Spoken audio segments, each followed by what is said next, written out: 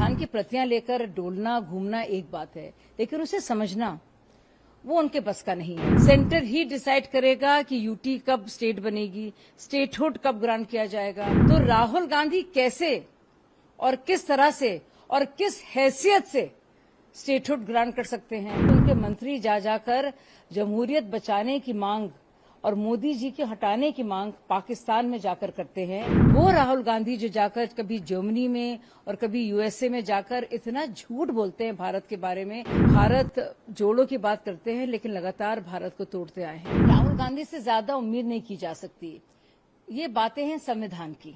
अब संविधान की प्रतियां लेकर डोलना घूमना एक बात है, लेकिन उसे समझना वो उनके बस का नहीं है। और इसीलिए राहुल गांधी ये जानते हुए भी कि ये सेंटर का ज्यूरिसडिक्शन है, स्टेट सरकार का ज्यूरिसडिक्शन है ही नहीं, और सेंटर में किसकी सरकार है? मोदी जी की सरकार है। तीसरी बार वो प्रधानमंत्री बने हैं। सेंटर ही डिसाइड करेगा कि यूटी कब स्टेट बनेगी, स्टेटहुड कब ग्रांट किया जाएगा। स्टेट को जब यूटी बनाया जाता है उसका भी पूरा ज्यूरिसडिक्शन और अधिकार सेंटर के पास होता है। तो जो केंद्र शासित है यूटीज हैं, जाहिर सी बात है उनका मुखिया एलजी होगा। तो राहुल गांधी कैसे और किस तरह से और किस हैसियत से स्टेटहुड ग्रांट कर सकते हैं? और वो ऐसी चीज ग्रांट ना तो कर सकते हैं, लेकिन उसके वादा क्यों कर रहे हैं? क्योंकि वो जानते हैं कि प्रधानमंत्री जी ने और गृह मंत्री जी ने तो कई बार और कई सालों पहले, बल्कि 2019 में ही इसका ऐलान कर दिया था। बात अगर चाइना की हो या पाकिस्तान की, हमने राहुल गांधी जी का रवैया देखा है। चाहे उनके पिता हों या उनकी दादी हों या उनके परदादा हों, उनका लगातार जो रवैया पाकिस्तान के साथ रहा है, अलगाववादियों के साथ रहा है, और लगातार जो उनका एक फोकस रहा है कि डायलॉग होना चाहिए, यहां तक कि उनके मंत्री जा जाकर जमहूरियत बचाने की मांग और मोदी जी के हटाने की मांग पाकिस्तान में जाकर करते हैं। जो वो राहुल गांधी हैं जो डोकलम में कहते हैं कि भारतीय सैनिकों की पिटाई हुई है, जो कम्युनिस्ट पार्टी ऑफ चाइना के साथ बाकायदा करार साइन करते हैं, और किस हैसियत से करते हैं इसके बारे में भी किसी को जानकारी नहीं। वो राहुल गांधी जो जाकर कभी जर्मनी में और कभी यूएसए में जाकर इतना झूठ बोलते हैं भारत के बारे में, चाहे वो हमारे सिख भाई हों या हमारी लोकतांत्रिक हमारे इदारे हों और इंस्टीट्यूशंस और संस्थाएं हों।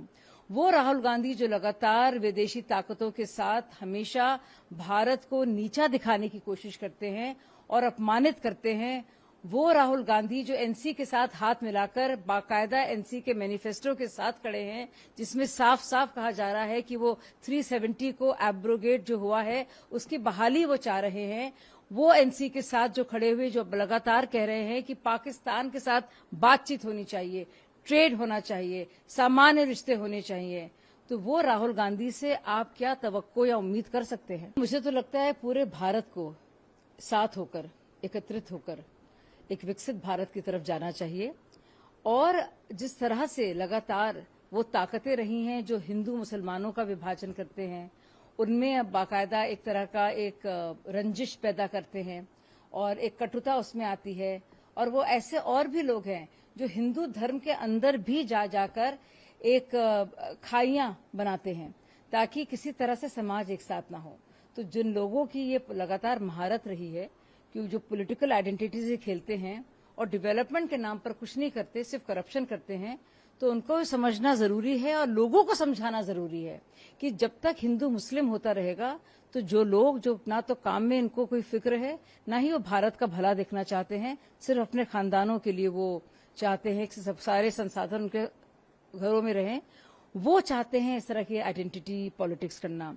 लेकिन जैसे कि मोहन जी कह रहे हैं, अगर सब लोग साथ होंगे तो लोगों को डिवाइड कर कर जिस तरह की पॉलिटिक्स होती रही है कि कभी धर्म पे करो और धर्म के बाद अब जाति पे करो, ताकि हमेशा इंसान बटा रहे, उसकी आइडेंटिटी को लेकर वो परेशान रहे और उसको इतना याद दिलाओ कि उसकी क्या जात है, उसका क्या मजहब है, ताकि वो जो विकास के मुद्दे हैं, जो उसके घर के मुद्दे हैं, जो उसके परिवार के मुद्दे हैं, जो उसके बुनियादी जो उसकी फिक्र है, उस पर ध्यान ना जाए।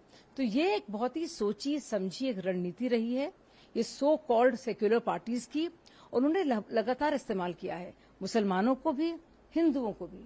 और अभी जो कास्ट की बात कर रहे हैं, खुद बता नहीं रहे हैं कि क्या वो कर रहे हैं, किया है उन्होंने कर्नाटक में जो कास्ट सेंसस हुआ है, और आप देखिए बल्कि भाजपा पूरी तरह से प्रतिबद्ध रही है, और चाहे हमारा ओबीसी का रिप्रेजेंटेशन हो, या दलित भाई बहनों का हो, या हमारे ट्राइबल जो हमारे ट्राइबल क्षेत्र के हमारा समाज है उनकी बढ़ोतरी की फिक्र हो, वो सब हुई है सिर्फ और सिर्फ मोदी जी के दौर में।